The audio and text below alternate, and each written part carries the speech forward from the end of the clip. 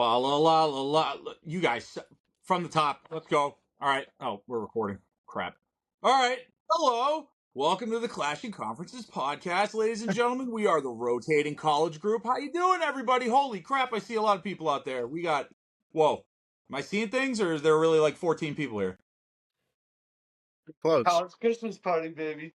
Oh, we got both Tonys here. We got, wait a minute, wait. It looks like we have a couple of guests here too. So let me really quick. I'm going to introduce our two special guests that we have because this is a special Christmas episode and we're feeling extra special. We're feeling like giving, and we're going to give you guys some great content, some great guests. So let me introduce first.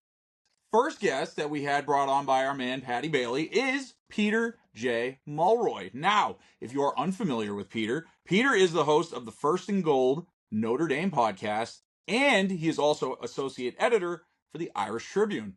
Peter, thank you for coming. Yeah, you got it, guys. What's going on? I appreciate you bringing me on here. Very excited to ask you some questions about Notre Dame. I have some Yeah, special sure. friends that are Notre Dame guys, so I know they're going to be looking forward to this episode tonight. Good stuff. Our other guest, this one is a little close to home because I knew this guy since he was a day old. He is playing ball right now at Rivier College in Nashua, New Hampshire. He used to ball out in Leominster for the Blue Devils if you're around the Massachusetts area. Ladies and gentlemen, I give to you my good friend's son, Terrence McCormick the fourth. Terrence, how you doing? How we doing? I'm the third, actually. Oh, you're the third. My bad. We'll see three. Thank you for having me, though. Yes. Thank you for coming on, dude. Very excited for this. So, and if you guys have not met all of our other guests by any means, we have Tony P, aka Tony P. We have Anthony, aka Two-Way Tony. We have Patty, who is just Patty. Everybody's names ends in Y. And Cody is MIA. Shout out to Cody. We're going to OVW, but Cody is also part of the mix. He's just not here tonight. All right, well, let's keep going. Before we jump into the sports, I have to give a special shout out to our sponsor, Sparrow Hair Studio. If you're looking for a cut, Lancaster, PA, go see Lean. Also, Lean and I are friends on the gram, so shout out to Lean. And when I make my way out to PA, I'm definitely getting my hair cut. So Lean, looking for you. And again, anybody else out there, if you're looking for a cut, Sparrow Hair Studio. Has anybody here gone yet? Solid. I gotta get my Christmas cut. All right, we got a couple baldies. What else? Anybody else go? I think it's about a 6-hour drive, so I don't know. Maybe soon. Maybe at the Olympics. If we have our Winter Olympics, I'll go and get a haircut. Maybe, he says. Peter, you're going to be writing about these Olympics. So, boys, let's talk about sports. That's what we're here for. I don't know a lot, but I know you guys do. So, let's talk about the college football playoff. Who would like to lead off? Well, I mean, it starts on Friday. Some big matchups. I'm interested to hear how Notre Dame is. Pete's feeling about Notre Dame. I'm Patty's feeling about Notre Dame. Because I feel like there's a lot of expectations where it's, if they lose that a lot, that'd be obviously terrible for the program, but you guys are just expected to win. So maybe, like, is there a lot of pressure for Notre Dame, who hasn't really done well in the playoffs? Like, that's what I want to talk about. Pete, talk to me, babe. Yeah, I think it's interesting because this is not Notre Dame's first experience with the college football playoff, but it is everybody's first experience in the 12-team playoff. And the little fun tidbit is that when Notre Dame and Indiana kick off Friday night, it will be the first college football playoff game to be played at a home stadium. That's never happened before, so that's pretty unique, and it's double unique that it's in South Bend. As far as the game is concerned, I think it started to get a little bit redundant how many people have been sleeping on Indiana because of what happened in the Ohio State game. Granted, the schedule's not great, but they played Division I talent, and a 7-5 Michigan team wrapped up a season that was sort of underwhelming, but coming off a national championship, to beat them any year is still a quality win, especially with the way Michigan has played down the stretch. That win looks better and better with each passing week. But I think the interesting thing for Notre Dame is you've got a top 3 defense going against a top 3 offense, a top 10 running game going against the nation's best running defense. And oh, by the way, a quarterback in Indiana's Curtis Rourke, who doesn't turn the football over. So I think on paper, this might be maybe the best matchup of the first 4 games of the CFP. You might be able to throw out that Penn State SMU game, at least from my perspective, because I think Texas is going to light Clemson up. But in this game, if it snows the way they say it's going to snow, the game favors Notre Dame with that run game. But I expect Riley Leonard to really bring his A game, even beyond what he's brought the last couple of weeks, because I think going into this game, if you're a Notre Dame fan, the best thing you saw at the end of the season was against USC. And the fact that the defense struggled mightily, and USC's playmakers were the best Notre Dame had seen all year, but the offense finally had to carry them, and they proved that they did, because all year long you watch Notre Dame, the defense has carried them, but it was finally the offense that carried the Irish to the victory.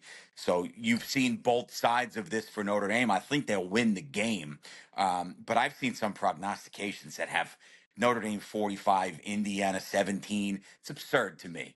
And I think it's a little bit insulting to Indiana. I do think this will be a good football game, but Notre Dame hammers the run as they normally do. If they're able to push that pile with that young offensive line against what is an outstanding front four for Indiana, they'll be okay. Okay. Now, Lil T, I know that you play college basketball. What's your familiarity with college football? I mean, I'm just a Miami fan, but other than that, not too much. Only got into it like this year, last year, so I don't really know too much. That's more than we can say for Matt, considering that he hates college football. So And look at me You now, don't we like already baby. it I at like you host the all. better. show. Look at that. Look at that. Not No, even I a fan mean of a team. So if everything. you're a Miami fan, do you think you got screwed, or do you think you had any do you think you maybe should have been in the playoffs, or had any legitimacy to it, or no? It was tough. I mean, Okay. all our games were really close, so it was hard to tell. I think we only lost like 3 games. So I mean, it was rough, but our games were close. We weren't really blowing teams that we should have been blowing out, so it would have been rough to be even in the playoffs in the first place. So Now, Patty, I know that college football is your jam. So tell me how excited you are on a scale of 1 to 10. I mean, I have been labeling Saturday as football palooza. We got 3 college and 2 NFL games plus Friday night, obviously with Notre Dame. I'm very happy they're playing Friday night. If they had to play Saturday during all the other craziness, it would have been a little bit more hectic. But really excited. I kind of agree with everything that Pete said. Obviously, I've been on this podcast as a pro Indiana person before. I've said nothing but good things about them, and they spotted 14 points against Ohio State on those 2 special teams plays, really, if you look at it. So, I definitely think they're better than most people give them credit for. I think that a lot of the country hasn't gotten a good look at Jadarian Price and Jeremiah Love in the backfield yet. And I think that's what's going to set Notre Dame apart, at least in the first round. Obviously, if they get to Georgia, that's going to be another huge storyline, is them. And I hope that everything Pete said about Riley Leonard is true. I think that what they did against USC is great signs for him. And when in doubt, college football is a different beast. And when in doubt, if it's 3rd and 1, I trust Riley Leonard to get me a yard 10 times out of 10. So, that's a huge. I can't say that for a lot of these other, quarterbacks and how their style of play is. Just they're not that kind of guy for the most part, with the exception of Kevin Jennings from SMU.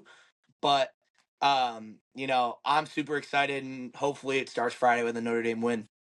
Now, Peter and Patty, I know you guys met on the internet and started talking, and that's how we got here. Why Notre Dame for both of you? How did you end up? Did you go there? Just a fan as a kid? Why Notre Dame? Growing up, it was legitimately a way of life. The university, when I was coming out of college, did not think I was worthy of their services, so I did not go there. But the fandom stayed. Growing up, it was a lot more than just Notre Dame football, Notre Dame basketball. It was the call to service that the university preaches. I come from a Catholic household, so that was very important. My dad's dad was a devout Catholic, and you have to realize that going back even to the 40s and 50s, Notre Dame was on every week. Everybody had Channel 7, no matter where you were in America. So you were watching Notre Dame football, which is why the fan base is so vast like it is today. And it really boiled down to that beyond the athletics. And then you sort of look at where these programs are now with, I, I know he just got the extension, but I can't speak enough about how I view Marcus Freeman as a person to lead this program like I do Micah Shrewsbury with the men's basketball team. I think Niall Ivey is probably the best coach on campus with what she continues to do with that women's basketball program. Kevin Corrigan's got back-to-back national titles with the men's lacrosse team. I mean, it's a great time to be an Irish fan, but what Marcus Freeman has done on and off the field to just lead by example, hold the kids accountable, but still let them know that you care about them. I mean, that's how. I use the example. Dabo Sweeney does the same thing in Clemson. I mean, you want to run through a wall for that guy. And I think these kids in South Bend who are playing for a guy like Marcus Freeman, who can go on that football field every day, every night, and know that the guy who's calling the shots legitimately cares about you when you're done playing football. I think that speaks volume. And I have friends that work out there and involved with the program, and Marcus Freeman's an Ohio State guy, but they say he is more Notre Dame than anyone that sets foot on that campus. And that's about the highest praise you can receive from people that are in the know in South Bend. He's a special guy. Yeah. The And players love him. oh, they love him, Tony. They Yeah. love him. Yeah. As far as how I got into Notre Dame, my dad's from Chicago. So, him being from the Midwest, growing up Irish Catholic, it was just kind of a match made in heaven for Notre Dame. And then, you grow up kind of like what Pete said, Saturday college football, you grow up loving football. Wow, what team is on every week?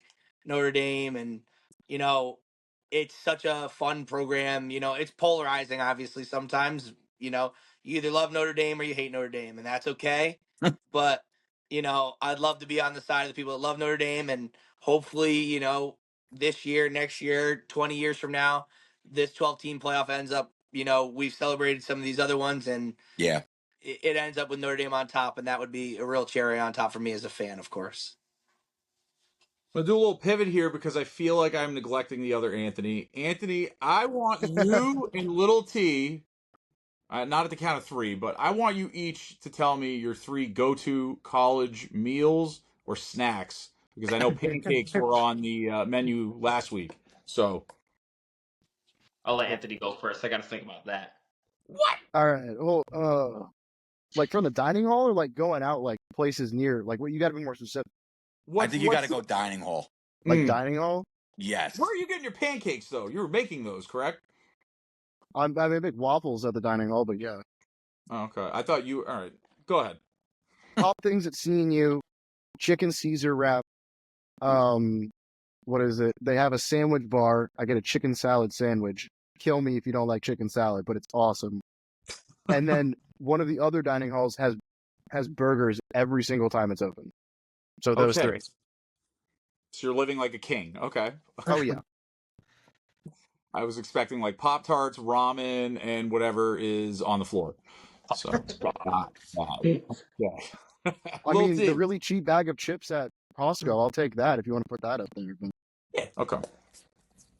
I'd say sandwich bar, make your own wraps, chicken tenders because I'm still a little kid, and probably some. I mean, I used to keep like fruit in my dorm, so like I would say that like apples, bananas, stuff like that. Just gotta stay healthy. I'm a little. You guys aren't living off of 2 liters and chips. This is ridiculous. I think You would think, right? that's at nighttime, I think. When you're Yeah, surviving listen. on Saturday night at 3 a.m., that's what they're eating, yeah. Matt, it's That is not their definitely fault what- if they weren't in college 40 years ago like you, okay? It's not their fault. Matt's been in college for 40 years. What are you talking about? Excuse me. Yeah, Patty. In my own defense, I've been in college for so long. I might even still be in. I don't even know. So there's that. Yes, So, that is why they and call you also, Van Matler. yeah, I am. Obviously, look at me. I look like the youth of America. I blend right in, Matt's literally been in college since Terrence has been in elementary school. For Since sure. Terrence was born. Since Terrence was born. All right. We're getting a little silly. Let's bring it back to college football. Boys, we talked about Notre Dame. What about all the other games? What's going on? Anybody feeling a little emotional or more invested in any of these other games? Or Yeah, Penn State, SMU. That's all I gotta okay, say. yeah, Penn State atmosphere. I cannot wait to hear Mo Bamba on a Saturday for a playoff game for college football. It doesn't matter if SMU even win. It's going to be the greatest atmosphere we've ever seen in college football because it's a playoff game. Like Pete said, it's one of the first college football playoff games. It's going to be at a actual home stadium, not a neutral site. So it's going yep. to be insane. And Penn Is that State's got in Penn State or SMU? it's Penn State, and it's reportedly going to be a whiteout. So it's going to be kind of hectic. The Ooh. Big Ten championship game really messed me up with Penn State. Like, I have no clue what to expect with that team anymore. I've never seen Penn State play like they played in the Big Ten championship. They lost, but they put up like 38 points. yeah. And I have no, like, I've never seen Penn State do that. So if that's what they're going to do in the playoffs, that's a scary team. I think that game is a tale of two quarterbacks, and it just depends what ones show up. Like Kevin Jennings is going to be a name that people learn real quick on SMU, and if we get the Drew Aller that we got in the championship game, Penn State is a legitimate team in this playoff. If we get the Drew Aller that we've seen throughout his career, sometimes in these quote unquote big games, maybe not. But I think that's what makes this matchup the most intriguing, probably of the weekend. Obviously, outside of my own fandom. I'd say you question what Penn State team might show up. You could say the same for Ohio State, That's what I because wanted to talk about next. the Yep. way they just disappeared against Michigan was, you might have been able to convince 2% of me that Ohio State was going to lose that game, but not in the fashion that they did. And they're going to have a big problems on their hand in this game at home against Tennessee if Nico Iamaleava shows up and plays the way he did in the beginning of the season, because that kid could beat you in a variety of ways if he's on. And just as you talk about atmospheres, yeah, Beaver Stadium is going to be ridiculous. You've got South Bend leading this thing off. You're going to get a home playoff game at the Shoe, at Beaver Stadium, and then in Austin, where football is a way of life. My mom and my sister live out there, and I mean that's a different form of church, going to a Texas Longhorn football game, and to have a home playoff game against a team that's got a postseason pedigree since Dabo's been there at Clemson.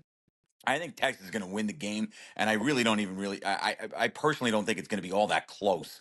I'd love to be wrong just for entertainment purposes, Do you but guys think anybody could get upset or no? I think SMU, for Yeah. a lot of the reasons Patty said, specifically with Jennings under center, is going to give Penn State, a run for its money, because we saw that Penn State offense rolling last week, but they hadn't really beat anybody with a vertical game all season. And I think the SMU defense, as we saw late in that game against Clemson, is a little bit better than they advertised early in that ACC championship game Well, they against the couldn't tackle Tigers. the South Carolina quarterback. I know that. Yeah, That Well, was he's a rough also just defensive game. ridiculous. He's Yeah. I forgot his name, but he's really good too. Yeah, I mean, with as far as Clemson goes, going into Texas, like A, going into Texas is hard, and B, I mean, I like the kid. I like Dabo. I'm a Dabo guy, but I'm not trusting Cade Klubnik on the road in a playoff game. That's what it comes down to for me. And that's just kind of like every other game, there's somewhat similar QB play. That game is just, and even how bad yours has been over the last couple weeks, yeah. I'm still taking him way above Cade Klubnik as far as things go. And you'll see Arch Manning in some capacity too.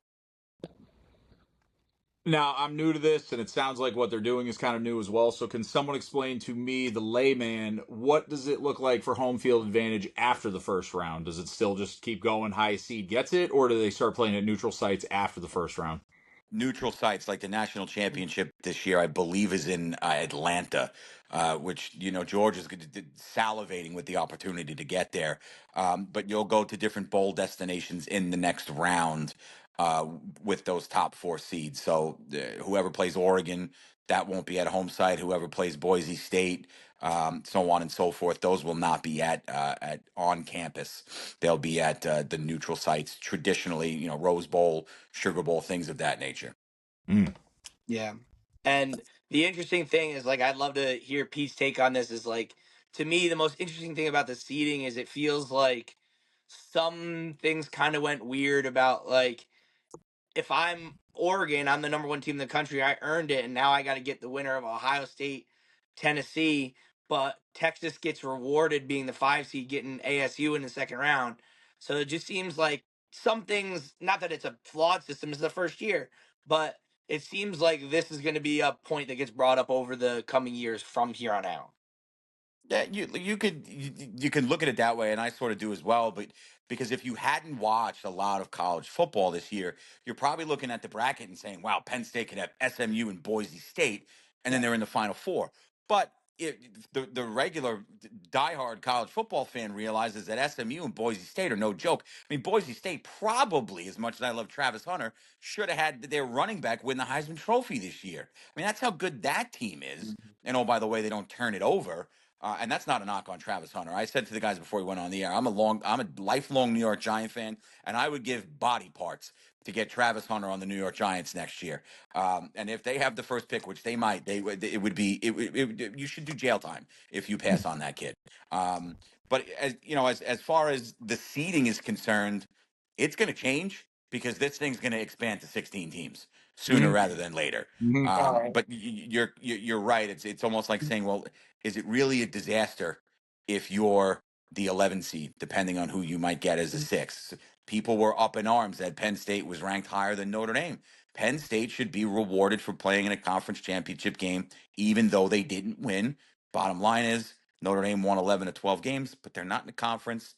And Penn State, you should be getting rewarded for those things. I had no problem personally where Notre Dame was seated. Agreed. Good segue, by the way, Peter. I want to touch on the Heisman. Obviously, you guys were talking about it off air, but let's talk about it on air. Thoughts? Was it right? Was it wrong? I do listen to other podcasts. I hear things on the side. So again, and I listen to Patty. Patty was telling me there's a guy that shoulda, coulda, woulda on any other year would have had the Heisman, but extenuating circumstances. So if you guys want to talk about that a little bit, by all means. T, you want to start us off? You were the one that brought it up before the show. Yeah, I mean, I thought Genty should have won it just personally off of stats. Obviously, Travis Hunter is one of a kind. I mean, it's kind of really hard to pass up on him. He's a media favorite, but I do think Genty should have won it personally. It sort of made like the comparison with Genty, and you guys are I'm Terrence, I'm with you. Like I to me, I would have been close as much as I love Hunter, but Genty's just eye popping in what he did. And Boise State's got the best loss in the country. They lost to Oregon literally at the buzzer, and he was a big part of that game. But it's sort of like what happened in Major League Baseball this year. Bobby Witt wins the MVP in the American League any other year if Aaron Judge is not doing what he did. It's the same thing in the Heisman. I mean, Travis Hunter logged 1,300 snaps on both sides of the ball, and people say, well, he had high middle statistics offensively and defensively. Well, the bottom line is he did both, and he wants to do both at the next level. But singularly, it is a running back quarterback award. But to see Hunter get it was pretty cool. But I if I had a vote, I probably would have given to Genty. Yeah. I completely agree. I feel like Genty got completely robbed. My biggest argument is the fact that people said that Travis Hunter made his team so special. You take Travis Hunter out of Colorado, they might have 1 to 2 more losses. Boise State isn't even gonna touch a bowl game if they don't have Genty. I mean, maybe they get 6-6, but it's nothing crazy. They were gonna be horrible. Genty's the whole team. So I don't understand. He carried a team to the playoffs, and if they win the national championship, that's the biggest FU to Travis Hunter. I think he's gonna have a chip on his shoulder when he plays. So he might play even better than he did this season. So I'm excited to see those games. I think it's interesting because this comes back to kind of what we talked about last week of like, what does the word valuable when voting? The Heisman is obviously the MVP of college football. Like, what does the word valuable mean when you're voting for MVP? Ashton Genty is more valuable to Boise State than Travis Hunter is to Colorado. However, like we had touched on it, it's just one of those things where it's like when a unicorn comes up, you vote for the unicorn, and that's just how all like you think back of like those years, and not he earned it, and 100% these guys I'm about to list off earned their Heisman's, but like you look at unicorns over the years in college football, Tim Tebow when he first came up. We'd never seen a guy really take control like that. RG3 a couple of years after that, and obviously going into the NFL, we'd never like that changed Cam Newton. Those guys kind of changed the pro game as they went back up.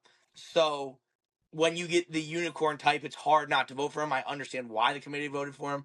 I definitely would have voted Genty as well if I had a vote. And as I mentioned last week, any other year that these two guys don't show up, Dylan Gabriel's the Heisman. Yeah. Like what a year from him. And that's why obviously I'd love to see Notre Dame win, but Oregon is my pick because I just think that people are just totally. I love Dylan Gabriel last year at Oklahoma when they beat Texas in the Red River, and I was like, holy crap, this kid is unbelievable. So it was just a year loaded with talent, and all three. I don't know about Gabriel, but at least the top two in Genty and Hunter will be true NFL talents for sure. Yeah. But this is like what doesn't make sense to me about Hunter. Like I obviously like I'm not an athletic NCAA football player, but I watch a lot of games. I see all these players like huffing and puffing during like a long drive. Dude, this guy played like every snap, every game. Like how does your body do that? That is insane. That's super Crazy. Yeah. Yeah. Built different. Matt, who do you think should have won the Heisman? I'm gonna go with two-way Tony, and here's why: because he makes the best pancakes outside of the salad bar or whatever the frig he was talking about earlier. So I do he's have one fine. thought because of what Patty brought up about Dylan Gabriel. I think this Heisman class, like the three of them, is arguably one of the best ever. And we're kind of taking it for granted because we're focusing so much on the two and bringing up Dylan Gabriel more. We need to think about all three of them together is insane. I mean, this goes back to Vince Young, Reggie Bush, and Matt Leinart. Like, stuff like that, where all three of them could have won. All three of them could have won this time. Obviously, Gabriel was a little bit less of a chance, but still, I think it's crazy that we're all just focused so much on the popularity, even though Genty won the popular vote, and they said Hunter was more popular. Whatever that means. Well, I totally agree with you, and I think Pete will give me a little nod here. And like Genty being the stats that he had, like I touched on this on my Notre Dame piece earlier. Like Jeremiah Love might have been the best running back in the country any other year that Ashton Genty isn't in the NCAA. Like he is just such a I mean, across the board there's this talent, and the transfer portal is going to allow this talent to shine even more when you get guys coming from Power 5 schools into these group of 5 schools, and they're going to be allowed to shine even more. And I think although he didn't win, I think this is going to open up a huge door for those group of 5 schools looking to, make a splash. Say, hey, listen, we can be a top 5 seed in the country, and you have a chance to get your name out there for the NFL or for NIL or whatever it is. And I think exactly what you said, Tony, is it's crazy that the talent level is here. I mean, we even look back recently on like the year that like I'm trying to think who it was. It was like Hurts, Devonta Smith, and somebody else were like the 3 Heisman candidates, and now all 3 are all pros in the NFL and everything like that. The level of college football right now is so fun to watch. Tony P, pop quiz. Ready? Oh, yeah. Oh boy, what are we known as? Sports Fan Network. Very good, very good. I made a note card this time. Oh my That's gosh. awesome. Look at it. Made a cheat sheet. It's Made 4 a cheat words. sheet. That is. There we go. It's Tony, actually follow up 3 question. words. Yeah. Yeah, Follow up question, Tony. Do you know what Okay. time it is? What time is it? Matt Libs. Yeah. Content manager, if you will, please cue the music. Oh, this one. That's gonna come back and haunt somebody. No. They're quick. They're quick. Easy one goes bye. And we're back. All right, special edition Matt Libs. I'm excited for this. So, Peter and Terrence, you are going to be the only ones getting questions. So, Okay. with that said, I feel like I crafted some good ones here. Peter, I'm kind of really going at you in a good way here. So, I hope you're ready. This is going to test your Notre Dame acumen, if you will. Go You ready? for it. All right, Peter. Name a better college starter jacket from the 90s better than Notre Dame? Alabama. Ooh, unexpected answer. Look it up. It's pretty sick. All That's right. a good one. That's a real nice one. And UCLA. Yeah, UCLA, yep. Because they were winning in college basketball, yep. Everybody had that. That's right. Patty, I know you're a Notre Dame guy, so real quick, you can jump in. Any other starter jackets you can think of? I am a sucker for the Tennessee orange, and I think that looks nice. Maybe it's the Met fan in me, but the white with the orange, I always liked that. I got an old school New York Knicks one. It's still pretty dope when you look at it. Oh, yeah. Oh, How yeah. much for it? I need that. Ask me again if they win a title. Fine. Sorry, what? Little T. So, All right. So, what is one of the hardest things that you've run into as a student athlete in college basketball this year? I think managing your time would be the top thing. Trying to find time to be able to study for your classes, make it to practice, get your own work in. I think that's the biggest struggle right now. Okay. How you feel like you're doing with all that? I started to pick up on it towards the end of the semester. I started to find a rhythm, and with classes switching, I got to find a new rhythm to kind of get in. But yeah, I've been doing well, doing good. Does college break screw you up in a sense of like basketball's in full swing, but then school's on break for a month and a half? How does that? Right. Honestly, it's better because it's like a break. So right now we're home, and when we get back to campus, we'll have no classes, but we'll still have practice. So I'll have free time to. I won't really have to stress about when I can get my lifts in and when I can get my shots up. So it's much less stressful. Yeah. Good. I like it. Peter. Manti Te'o, victim or idiot?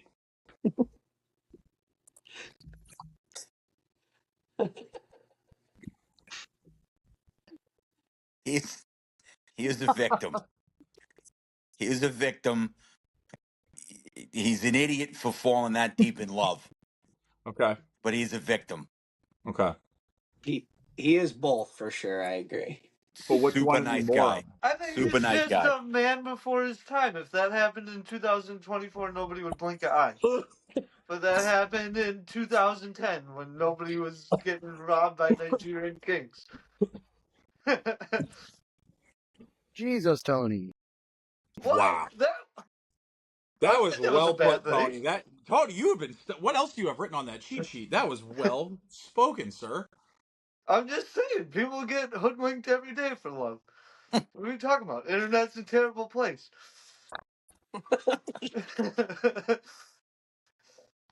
And Manti Te'o would know. All right, Lil Yeah. T. Now obviously you're in your first year of college, but you've been playing basketball your whole life. School, AAU, tournament, whatever the whole thing is. So tell me, what was the hardest loss that you ever took as a basketball player? Definitely my last high school game for sure. We were expected to win. It was at home too. It wasn't one of my greatest performances, so that was probably my hardest loss, I would say. Yeah. What went wrong? I would say a combination of me and my teammates not playing well, like the starters. I was getting face guarded the whole game, and I'm trying to score because I'm not trying to lose.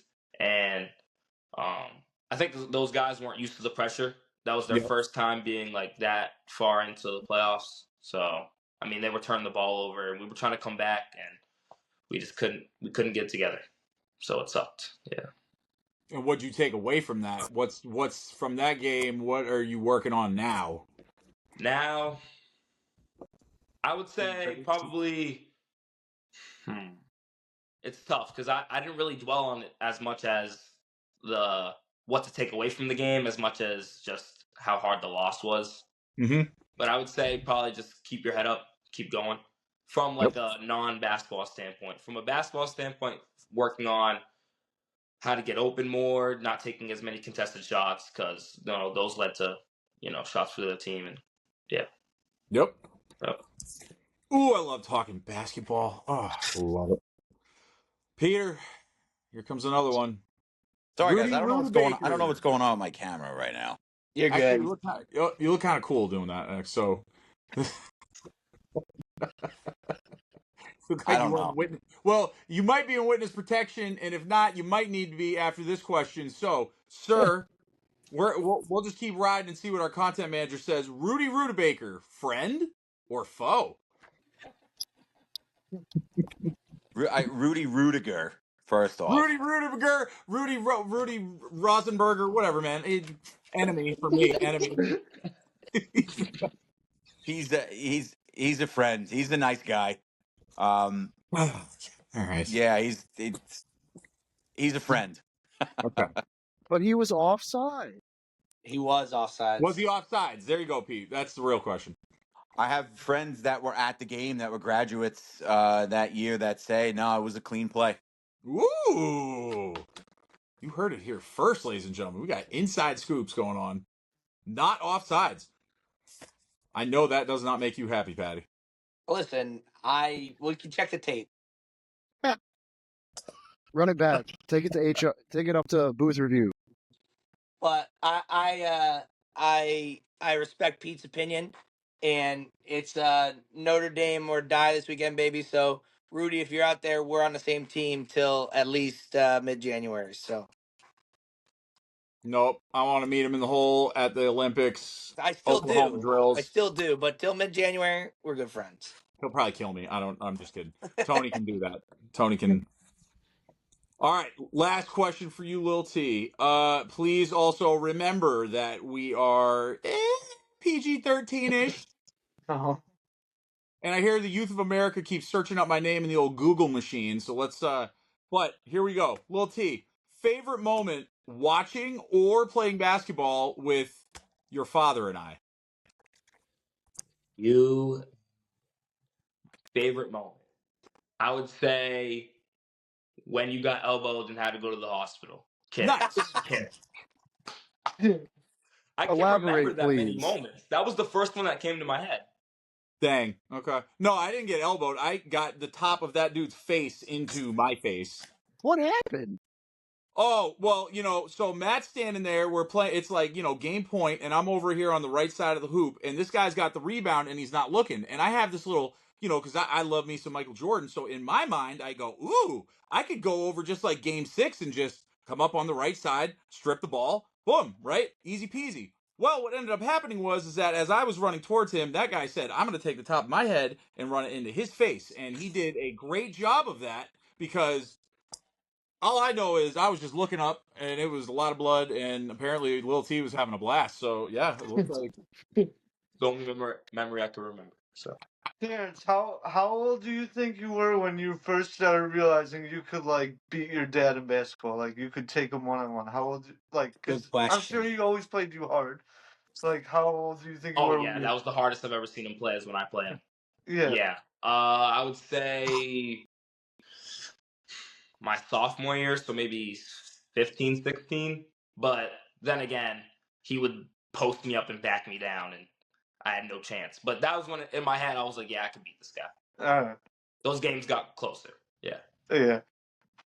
I can attest that Lil T, as soon as he was allowed onto the men's pickup court with us, he was playing, and his father would just beat the crap out of him. I'm just gonna call it spade a spade. At first people didn't know if they were related, so they were like, "Hey man, don't beat up that kid." And he'd be like, "It's my kid." And they'd go, "Oh, wait a minute, that's not good either." So Yeah. but this kid, he's like Luka Doncic. He's been playing with the big boys since he was little, so he's very comfortable out there, and you can see it in the translation of his game. So, All right, boys, we're gonna have to get out of here, but before we do, Pete, I'd like to give you a minute. Talk about again what you got going on. We brought you here because you are Notre Dame integrated, the whole nine. So again, tell everybody what you got going on, what we can look forward to, and if we're gonna get to see you again sometime soon. Yeah, definitely. I'm happy to hop on with you guys. I know Patty, and I have spoken in the past, and again, I don't know what the hell's going on with this camera. I I'm forgot. sorry. I Perfect don't know. I moment. know you're all looking at a black box right now, and it's my fault. I just don't know It's how it's my okay. fault. Don't sweat it. Yeah, Um, we're but the Our fucking content manager will stepbrothers of put the your pod. face in there. You'll be good. One They'll be time cool. Tony T hopped on and it sounded like he was underwater, so I promise you it's not the worst thing we've ever dealt I've with. been in a freezer on the He literally podcast. recorded an episode in In a a freezer, freezer. holding Episode. it I like had this. I shut the picture off because it froze after. It looks like I drank a liter of That was a Jameson, solid and pick that it froze on. It was a Solid great pick that it picture. froze on. Yeah. so. But yeah, the guys at the Tribune, Luciano and Liam are running the show over there. They found me after I shared one of their posts on Instagram. So I'm a full time teacher in New York City. So I'm doing the media stuff on the side. Do a little high school and college broadcasting out here as well. So as much as I love college and pro sports, I really have a passion for the high school stuff. It's great. I love the recruiting and getting to know the kids and their backgrounds and the education and stuff like that. In addition to the sports, but editing with the Irish Tribune. You guys need info on Notre Dame? www.theirishtribune.com. There's no clickbait. There's no there's none of those headlines and 5 things to know about Marcus Freeman. It's legitimate journalism that gives you the scoop, and they really do a nice job there. Just a couple of years into it as they continue to grow this. And the First and Gold podcast I do with my buddy Clayton Stoller, who's just an open book about Notre Dame, and it's been a lot of fun. And you fit it in when you can. And I've been waiting for a game like Friday night for the 38 years that I've been on this earth, and you sort of have a different feeling than you did last time was in the Notre Dame playoff game with the expansion of the 12. But this is the first time you go into this, and you legitimately, if you've said, hey, I think Notre Dame can play in the title game, I don't think too many people are going to laugh at you anymore. And that's a pretty cool feeling because it hasn't happened in a while. Now you got to win Friday and go from there. But no, it's certainly been a lot of fun to be involved in this, and I can't wait for Friday. I'm gonna sprint out the door at 2:30 on school and just come home, take a nap, shower, and just get ready to roll. What do you teach, Pete? English, I'm a ELA. I'm a phys ed teacher, so I Excellent. knew we'd get along. Yeah, awesome stuff. Pete, one more question for you. You think Notre Dame's ever gonna join a conference? No, right? I'm indifferent on it. Like I think I think there's positives and negatives to both of it, but I think from the aspect of money and having that TV contract and being able to literally handpick your schedule with top Yeah. flight opponents, if they do, it won't be about Marcus Freeman's. Let's put it that way. And Terrence, again, tell everybody what you got going on. Obviously, you are in the midst of a basketball season. Where can people come see you if they're in the area in the Northeast? And yeah, fill them in. Come see me. Come see our team play in Nashua, New Hampshire. We play around. We basically play around New England, so Rhode Island, Connecticut, Massachusetts. We played a team from Brooklyn, New York. They came up to play, so that's what we're around. I'm definitely gonna be coming up during vacation. You got games in the next couple weeks? Yes, we do. We may have games over break, but I'll definitely let you know. Okay. T, we got to get you on during right before March Madness for sure too. Yes, Mhm. I'm a UNC fan, so I'll definitely be. Yeah. Yes, He's got the hat. He's repping. I need your help Three against Cody. UNC fans. Cody's a big Oh, Kentucky fan. Yeah, So Cody's not here, but basically what this podcast was sounding been like, all hey Pete, nice to meet you, and Yeah. you too, Terrence. We'll still be Go rolling for blue another and 45 screw minutes. Yeah. Kentucky. And screw Louisville. there it is. Yep. Oh my. Oh, someone stole my pillow. But before we get out of here, I do want to say, Hollywood Haley J, Cody and I are coming for you. We just got to know where to go shopping. We don't know how to dress up like you. I don't know. So help me out if you can. But we are going to OVW, and Hollywood Haley J told me to tell her when we come.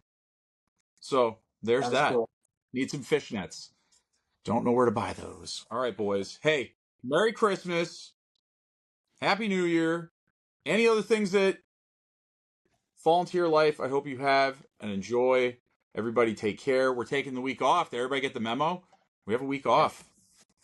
All right, so we're gonna be back in it on New Year's, start of the new year. That is correct. All right. 2 weeks. Woo. But hey, Pete, Terrence, thank you for coming on. Rest of the boys, thank you for coming on as well. Right. Good seeing Thanks, you. fellas. Flashing conferences, rotating. I don't even know what we're called anymore. What the hell are we? We do college. The College Palooza. Ugly Stepchild podcast. Fire We do Huber that. Davis. And we are PG-13. Yeah. All Yeah. right.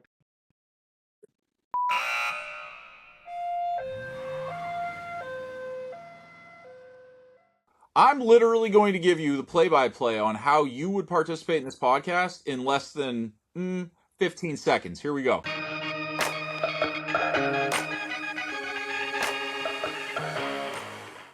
You download an app. Our content producer, content manager sends you a link. You hit the link. You record, and usually within 30 seconds, unless you have COVID internet, you're done. That's it. You do nothing else. Steve does all the work. He stays up late at night. He does the editing. App, click it, hang up. The end. So, That's again, it. I understand people don't want to take on any more work than they need to. You're not. So just keep There that is in no mind. work. This is fun time. Yes. Sometimes a little bit of extra Fun work, time. maybe if you want to be the host. But if Big you just facts. want to be a team rep, come in here and talk about your team as easily as you talk about it with any one of your friends or rivals.